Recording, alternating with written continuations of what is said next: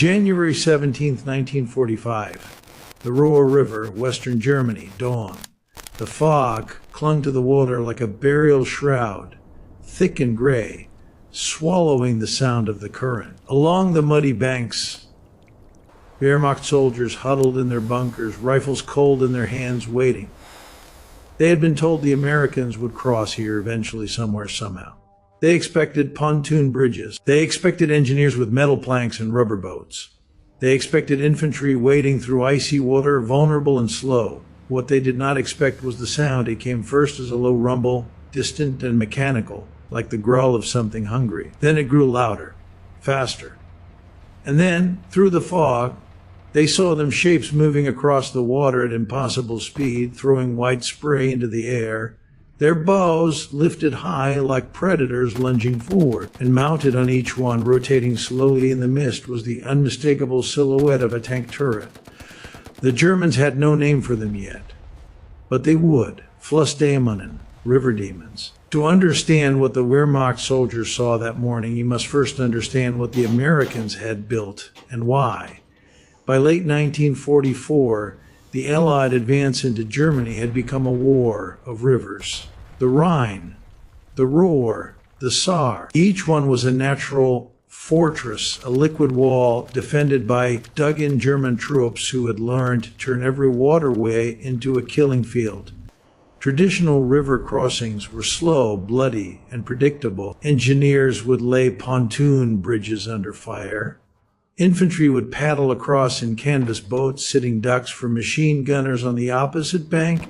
Tanks could not cross until bridges were built, and bridges took time. The U.S. Army needed something faster, something unexpected, something that could cross a river at 30 miles per hour, suppress enemy fire, and deliver troops to the far bank before the defenders even understood what was happening. So they invented the armored assault boat.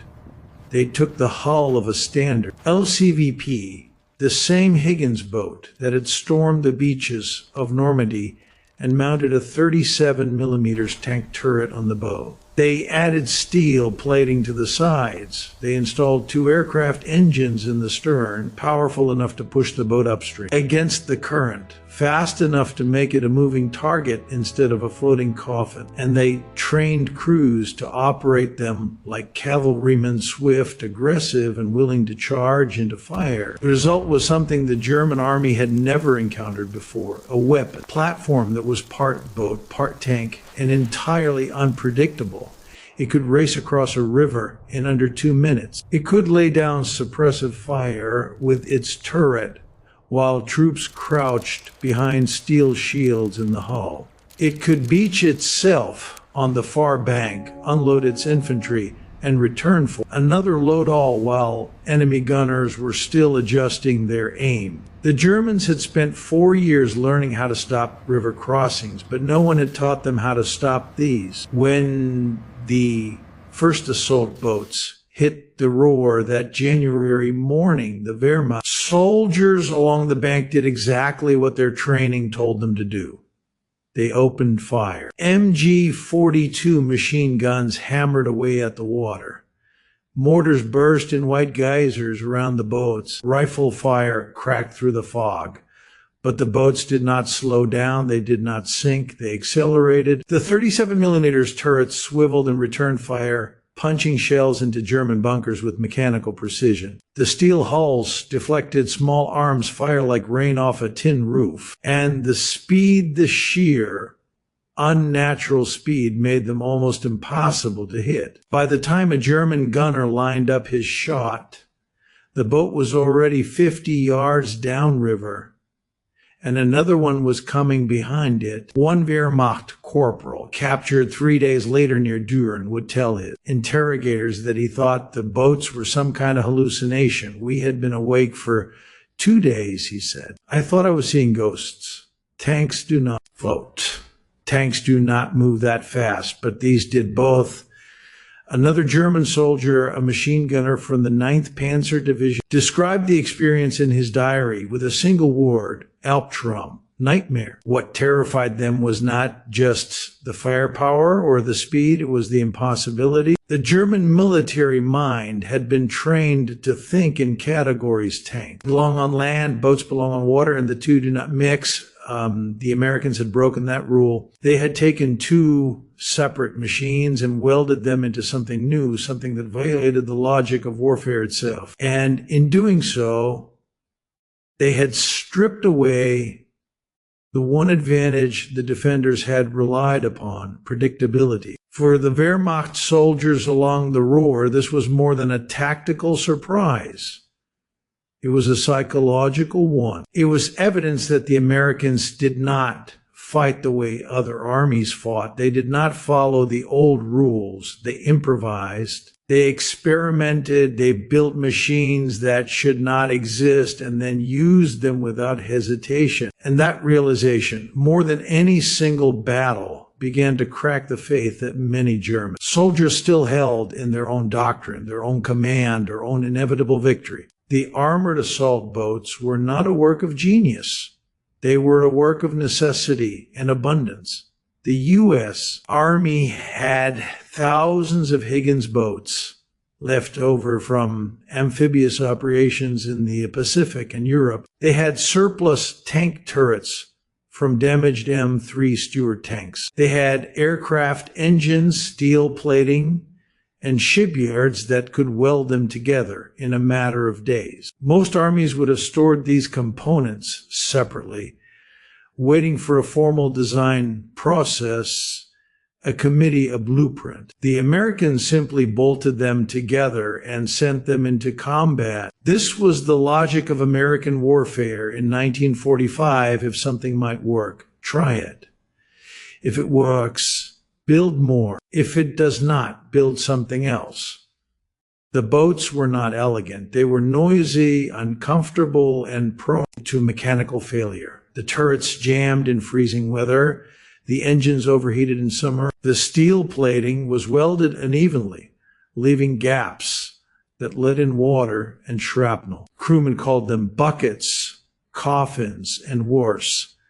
But they worked. Between January and March of 1945, armored assault boats participated in more than 30 river crossings along the Western Front. They carried infantry across the Ruhr, the Rhine, the Saar, and the Elbe. They suppressed enemy bunkers. They evacuated wounded soldiers under fire. They delivered engineers to the far bank to clear obstacles and mark landing zones for follow-on forces. And in every crossing, they did the same thing. They arrived before the Germans were ready. They moved faster than the defenders could adjust, and they created chaos in a defense that depended on order. One American officer, a captain in the 78th Infantry Division, described the effect in his after-action report. The enemy was prepared for a conventional crossing. When the assault boats came in at speed, firing as they moved,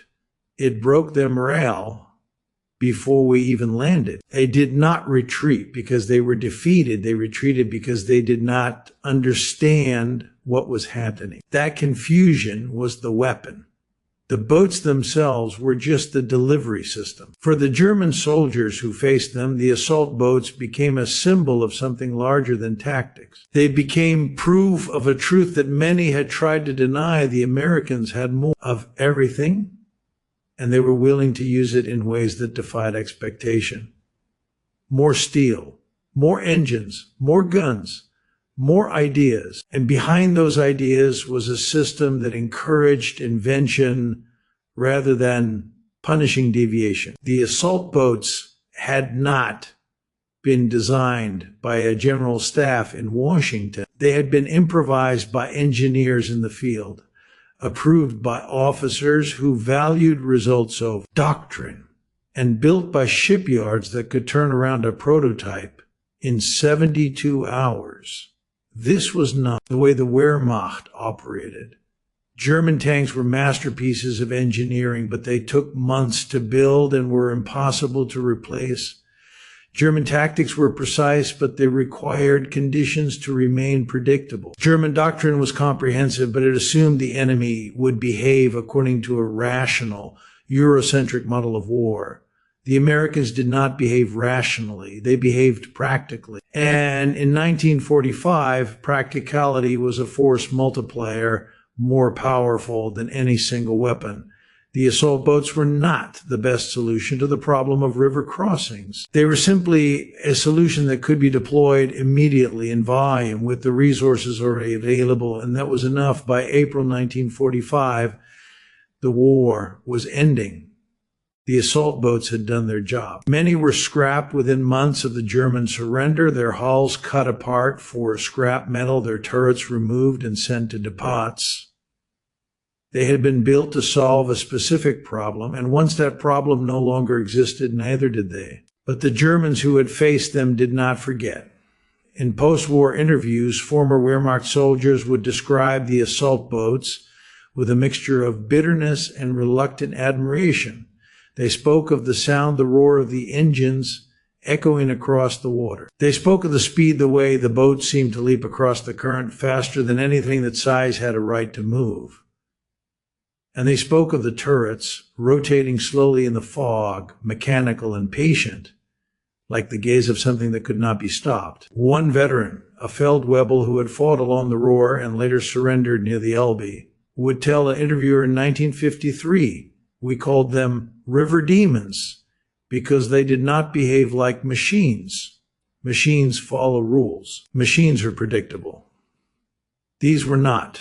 They came when we did not expect them, moved where we thought they could not go, and did things that should have been impossible. That is why we feared them. Not because they were deadly, we had faced deadly things before, but because they proved that the Americans could invent faster than we could adapt. That was the deeper wound, not the loss of a battle, but the loss of an assumption. For years, German soldiers had been taught that their training, their discipline, their doctrine made them superior. But the assault boats, crude, improvised, cobbled together from surplus parts, had rendered all of that irrelevant. They had proven that in modern war, adaptability mattered more than tradition, speed mattered more than perfection, and the ability to imagine something new mattered more than the ability to execute something old. The assault boats are gone now. A few survive in museums, their turrets silent, their hulls dry. Most were melted down decades ago, their steel repurposed into bridges and buildings and cars. They existed for less than a year in active service. They were never famous. They never earned a legend, but they left a mark. Not in the history books,